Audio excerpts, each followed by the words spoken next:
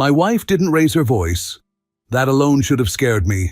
No yelling, no dramatic sighs, no tears. Just that calm HR department tone people use right before they tell you your position has been restructured. We were standing in the living room, mid-December. Cold white Christmas lights blinked along the walls. Tasteful, minimalist, joyless.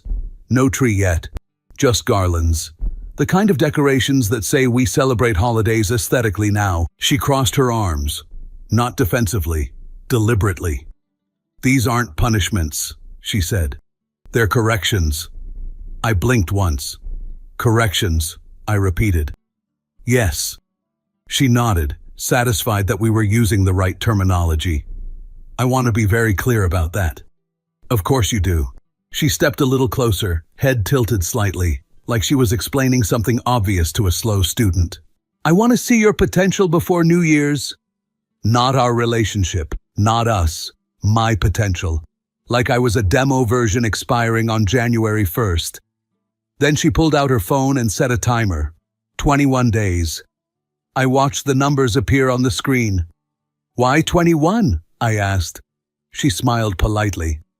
"That's how long it takes to build new habits." "Ah, of course. Instagram psychology strikes again.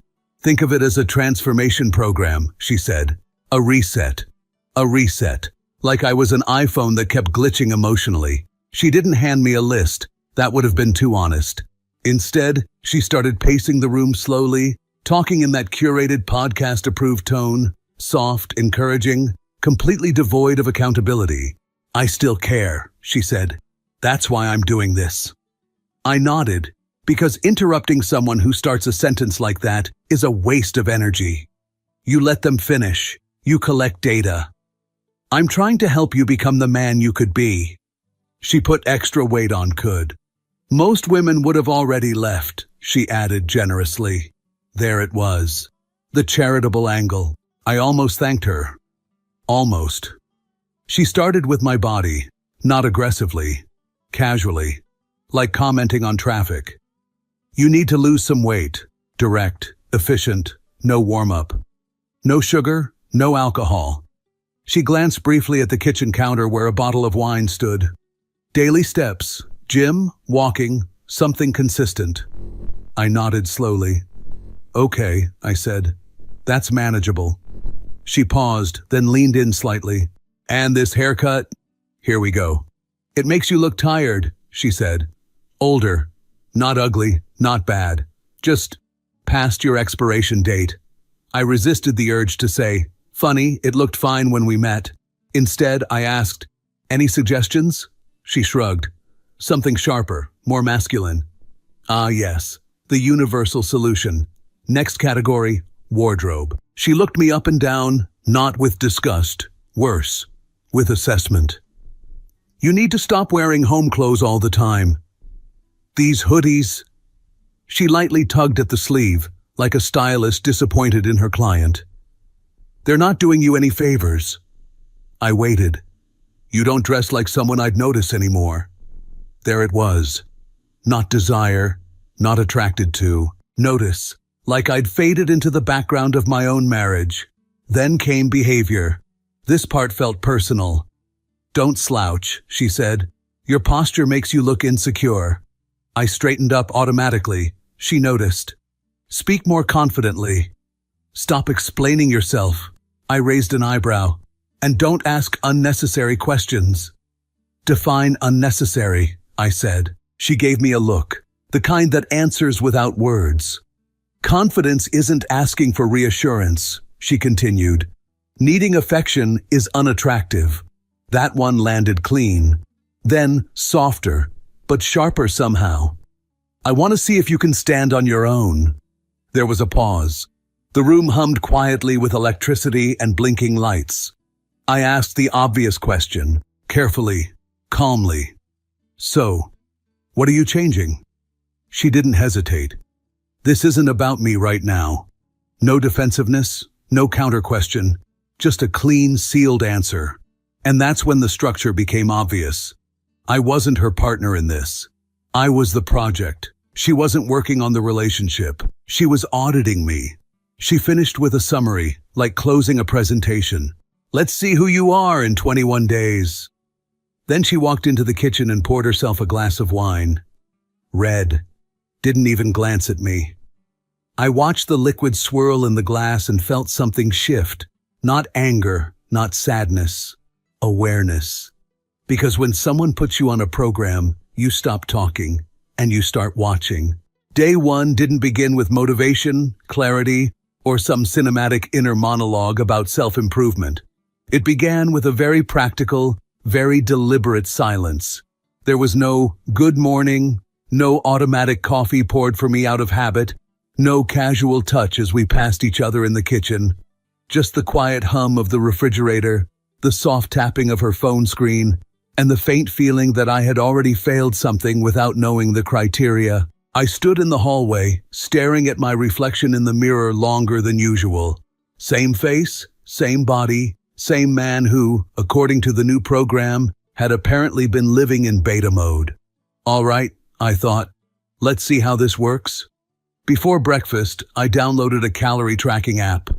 The app greeted me with enthusiasm that felt suspiciously like judgment. Ready to become your best self? No. But I was ready to log oatmeal like my marriage depended on it. I measured portions, weighed food, and stared at numbers that suddenly felt less like data and more like a moral scorecard. Every calorie looked like evidence. Every gram felt like something that could be used against me later. In the kitchen, she poured herself coffee, added cream, and watched me quietly for a moment. "You're really doing it?" she asked, not impressed, not mocking, just observing. "Doing what?" I said, even though we both knew. She gestured vaguely toward my bowl, my phone, the scale still sitting on the counter.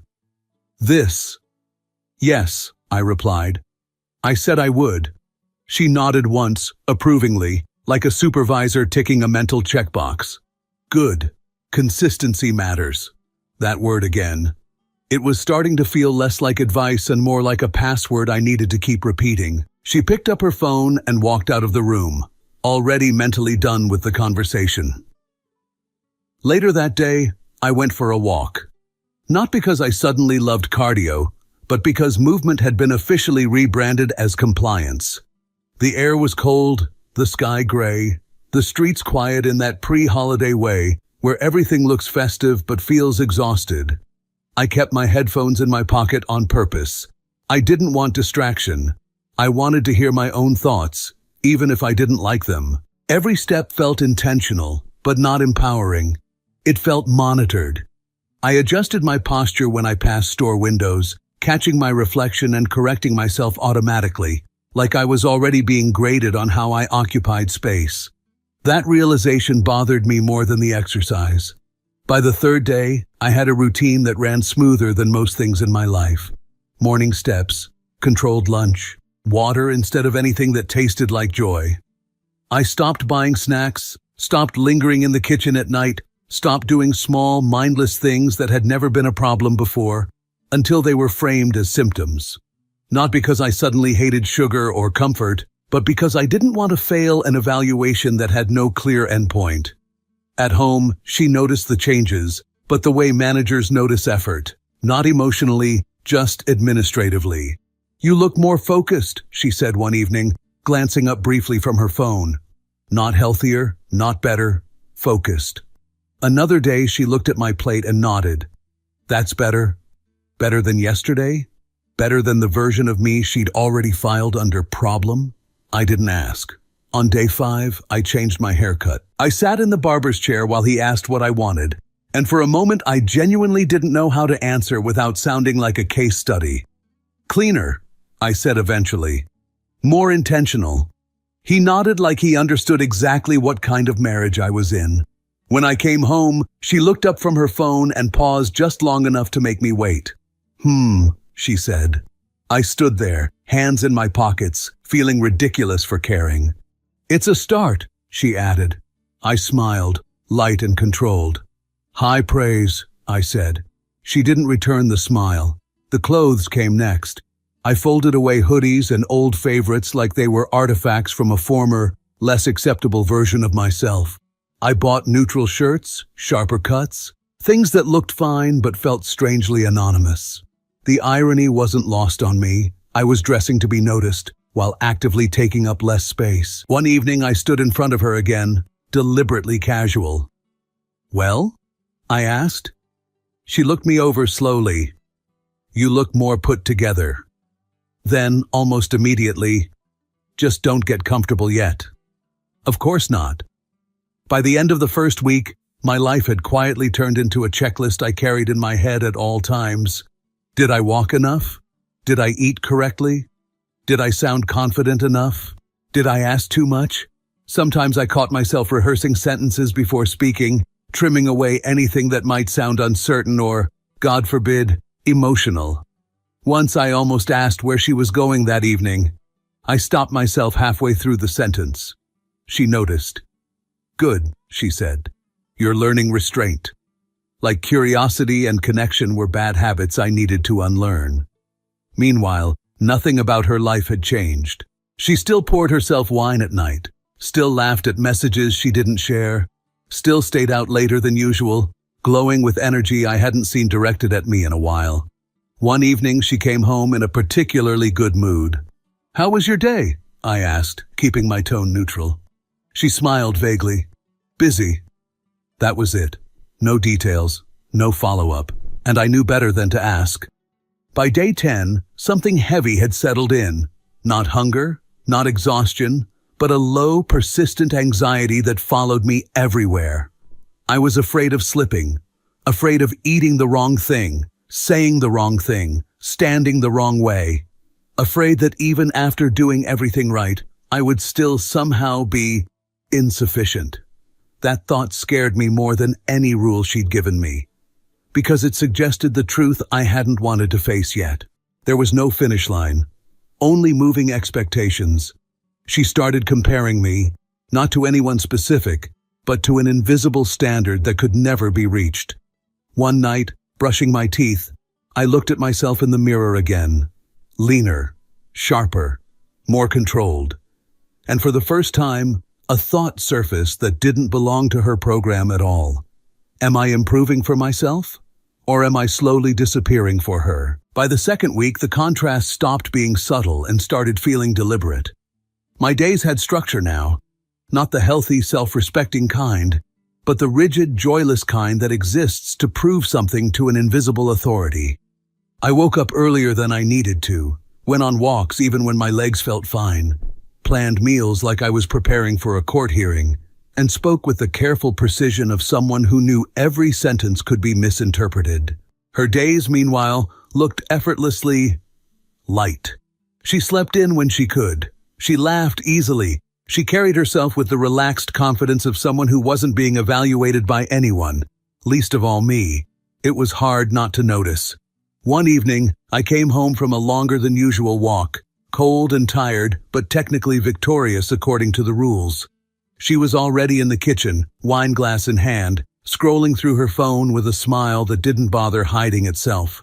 "You're in a good mood," I said, not accusing, just stating the obvious. She looked up briefly. "Yeah," she replied. "It was a nice evening." "That's good," I said, and I meant it. At least I thought I did. She took another sip of wine, leaned against the counter and asked, "Did you get your steps in?" I nodded. "Of course." "Good," she said again. Consistency. There it was, her favorite word, my least favorite soundtrack. The rules hadn't changed, but they'd expanded quietly, like mold in the corners of a room you stop checking. I was no longer just avoiding sugar or alcohol. I was avoiding looking too relaxed, laughing too freely, asking questions that could be interpreted as insecurity. I noticed how often I stopped myself mid-thought. Don't ask, don't pry, don't sound like you care too much. Once, I caught myself rehearsing a joke in my head and deciding not to say it because it might make me sound unserious. That was new. She started staying out later, not dramatically, not suspiciously obvious, just later enough to register. "I'll be late tonight," she said one afternoon, already putting on her coat. "Oh?" I replied. "Work?" She shrugged. "Something like that." I nodded. I didn't ask follow-up questions. I got a mental gold star for restraint. When she came home, her cheeks were flushed, not from the cold, but from something warmer. She smelled like wine and perfume, and her energy filled the room in a way that hadn't been directed at me in a long time. "Have a good night?" I asked. "It was fine," she said easily, kicking off her shoes. "Fine." Another word that now carried weight. At some point, I realized she had started talking at me instead of with me. She'd make observations. "You're speaking more confidently now. You seem more disciplined. You're handling this well." Like this was a test I was passing, not a marriage I was slowly being removed from. I noticed something else too, something smaller but louder. She had stopped asking me anything meaningful. No curiosity, no interest, just evaluations.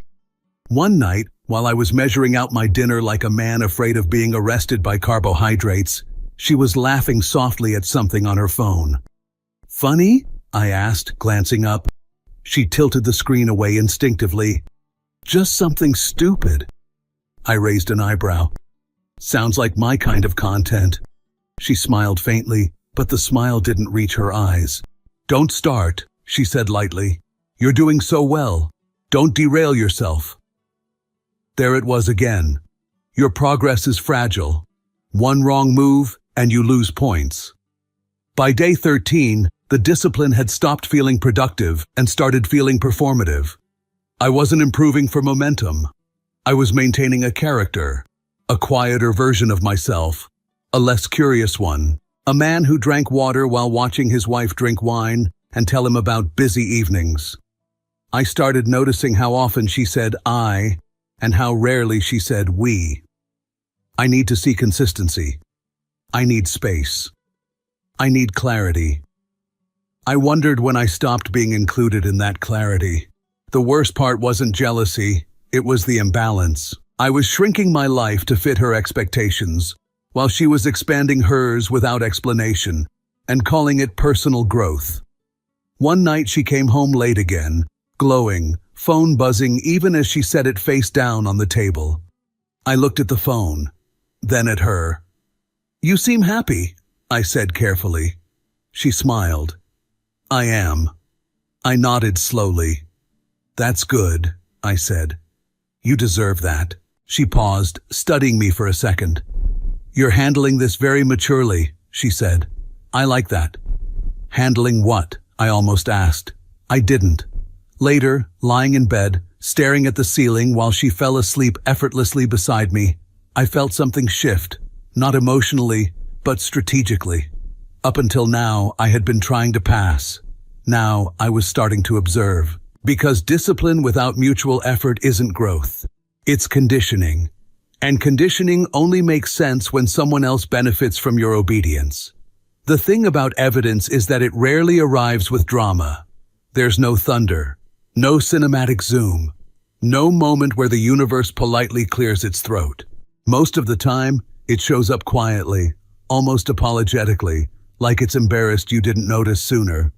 It happened on a Thursday evening.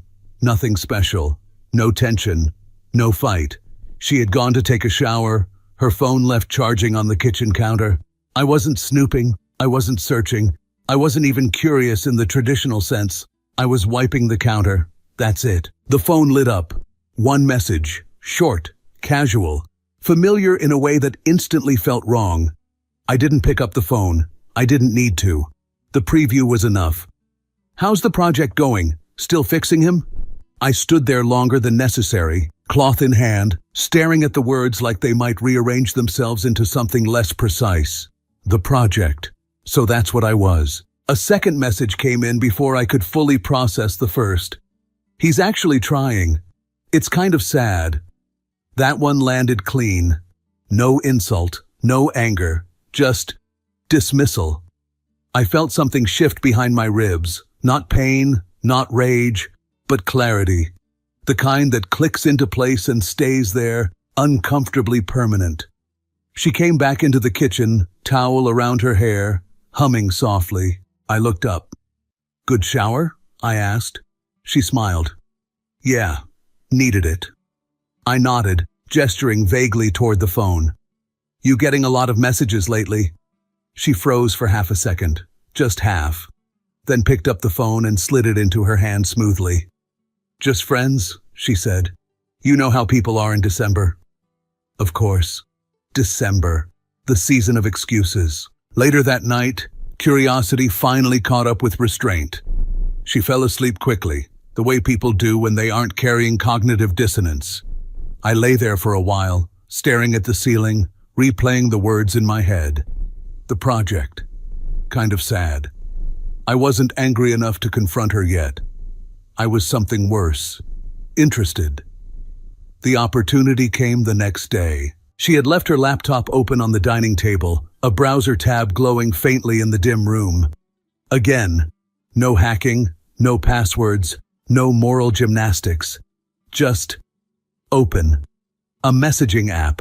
A conversation that clearly didn't start yesterday. I scrolled, slowly, methodically, like a man reading his own autopsy. They weren't explicit. No crude messages. No graphic betrayal. Just intimacy disguised as insight. He's changing himself so hard for me. He watches what he eats now. He's quieter, more controlled. Then the line that sealed it. Honestly, I don't even feel guilty anymore. He's making this easy. Easy. Because obedience looks like consent when you squint hard enough. I closed the laptop carefully, like it might explode if I touched it wrong. Went to the bathroom, looked at myself in the mirror. Leaner, sharper, calmer, smaller. And that's when the thought finally formed, complete and undeniable. I wasn't improving for her. I was shrinking for her. The rules weren't about growth. They were about contrast. She needed me smaller, quieter, self-doubting, so replacing me wouldn't feel cruel. It would feel logical. That evening, she came home late again, wine already in her voice.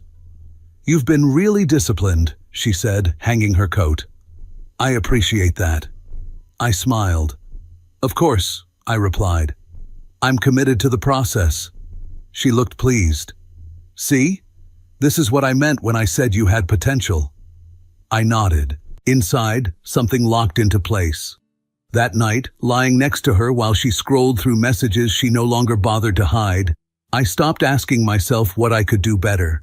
Instead, I asked a better question. Who benefits from me trying this hard? And the answer was no longer uncomfortable. It was obvious.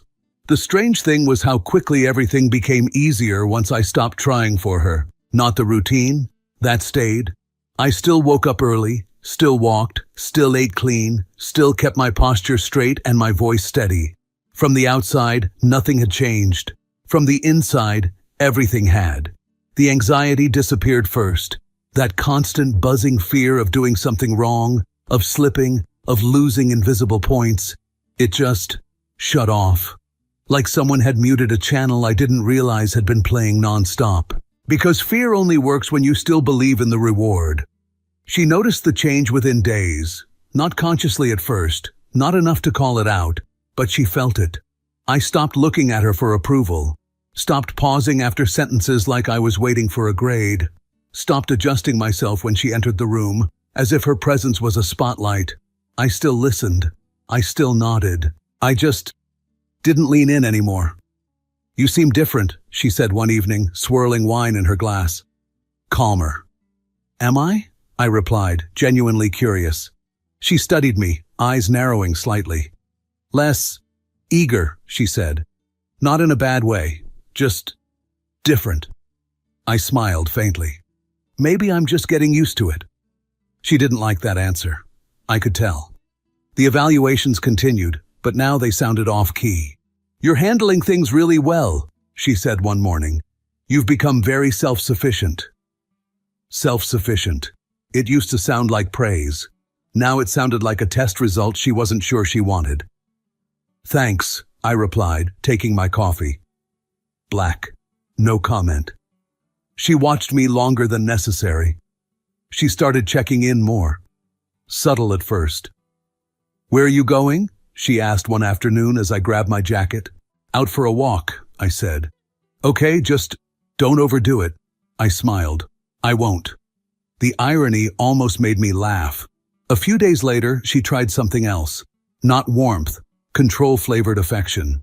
She touched my arm casually while passing by, leaned in slightly when she spoke, laughed a little louder at my dry jokes.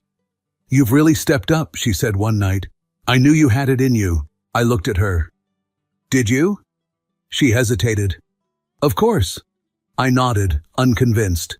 The messages on her phone didn't stop. She was less careful now, not because she was braver, but because she assumed I was still compliant, still focused on my reflection, my food, my tone, still distracted. One evening, while she was showering again, her phone buzzed on the table. I didn't touch it. I didn't need to. The screen lit up just enough. "He's changed a lot." "Yeah," she replied, "but I think I pushed too far." That one surprised me.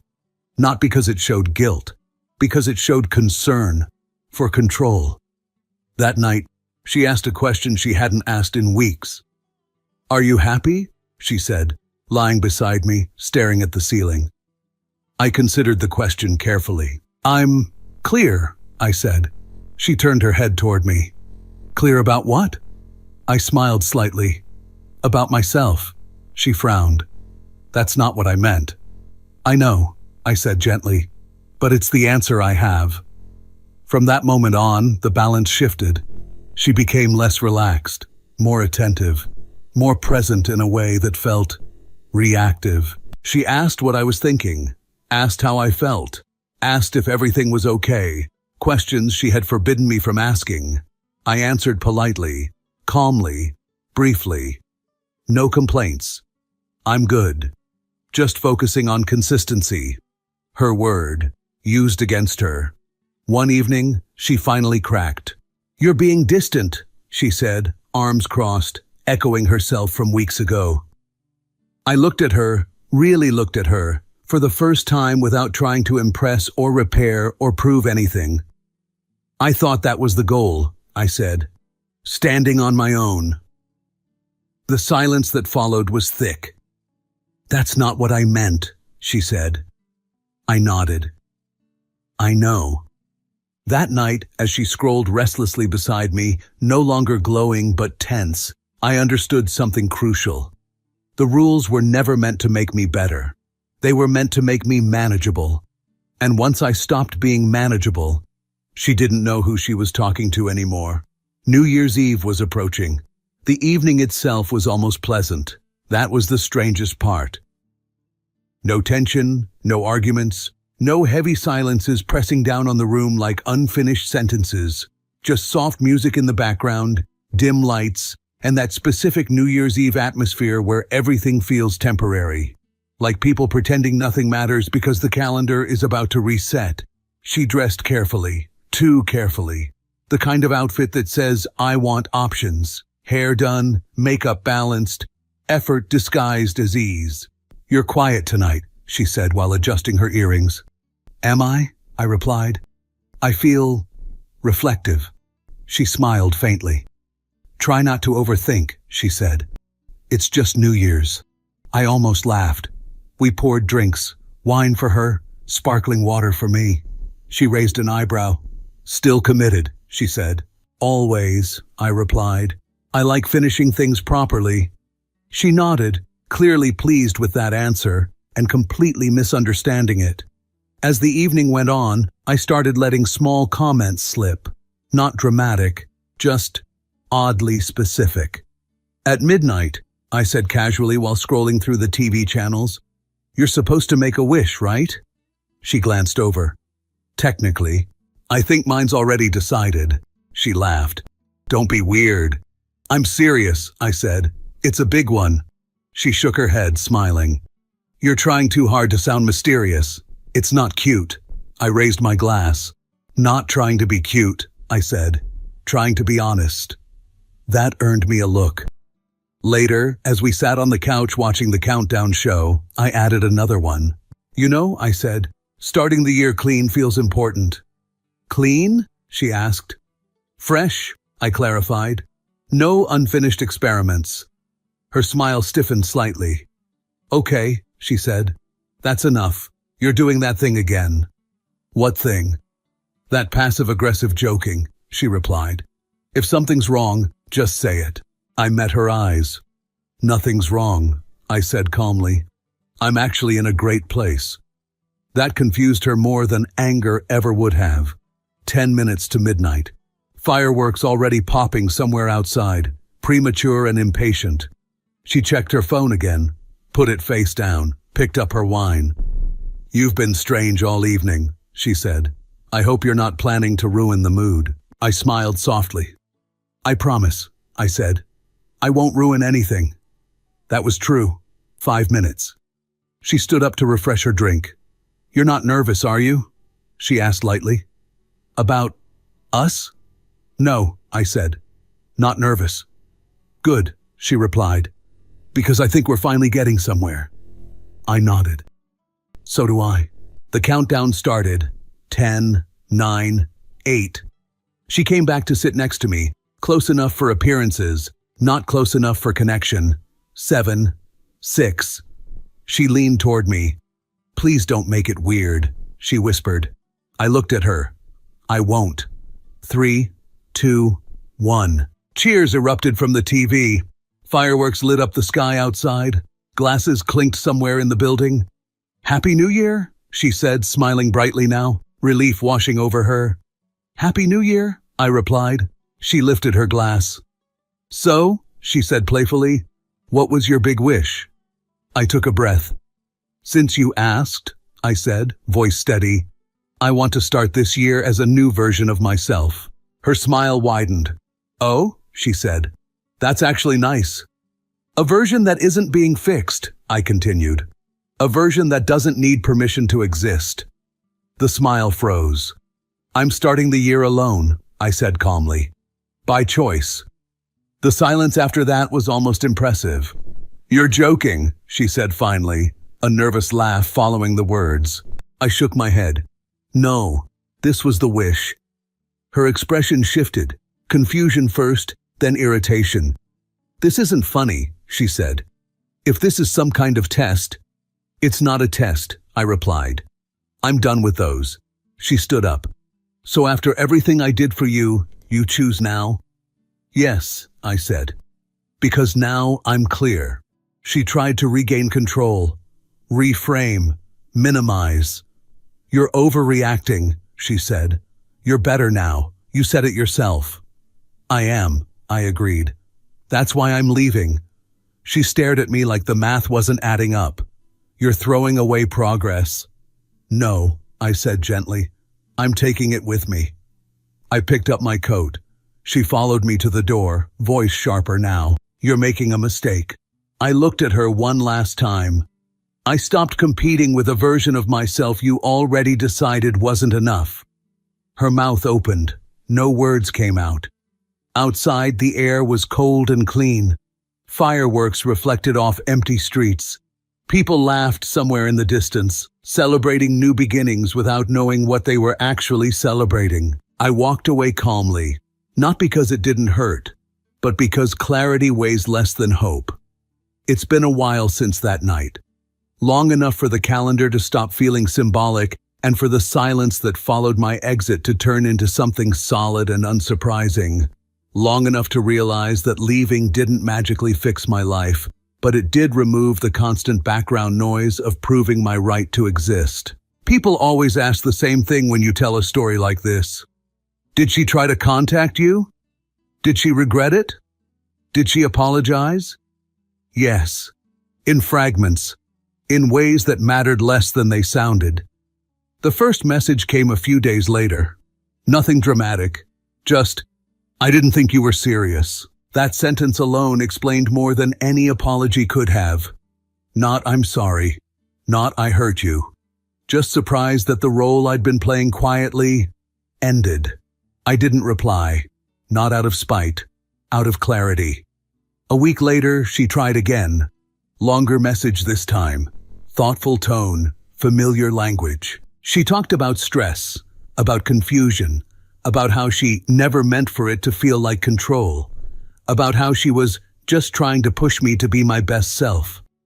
I read it carefully. Then I noticed what wasn't there. No ownership, no responsibility, no acknowledgement that love doesn't come with performance reviews. So I closed the app. Here's the part people don't like hearing. I didn't suddenly become happy. I became quiet. And that quiet was honest. I kept the habits, not because they proved anything, but because I chose them. I walked because I liked the rhythm of it. I ate better because my body stopped feeling like a project and started feeling like home. I stood straighter, not to look confident, but because I wasn't bracing anymore. The difference was subtle, but fundamental. I wasn't optimizing myself for someone else's approval. I was just living inside myself again. Looking back, the rules weren't the cruelest part. The cruelest part was how reasonable they sounded. That's what makes this kind of dynamic dangerous. There's no villain speech, no obvious abuse, just help, just potential, just if you really cared, you'd try harder. And slowly, you stop asking whether the effort is mutual. If you're reading this and thinking, that sounds familiar, here's what I learned the hard way. Growth that only one person benefits from isn't growth. Discipline that cost you your voice isn't strength. And love that needs conditions to survive was already gone. You just hadn't buried it yet. I don't hate her. That surprises people. But hatred requires emotional investment, and I already spent that currency elsewhere. What I feel instead is distance. Clean, quiet, permanent. And for the first time in a long time, that feels like enough. Final thought, for anyone who needs it. If someone hands you a list to earn love, you're not in a relationship. You're in a trial period, and trials are meant to end. If you felt this story hit hard, drop a like, subscribe for more, and share your thoughts in the comments. Your support keeps Steelheart beating.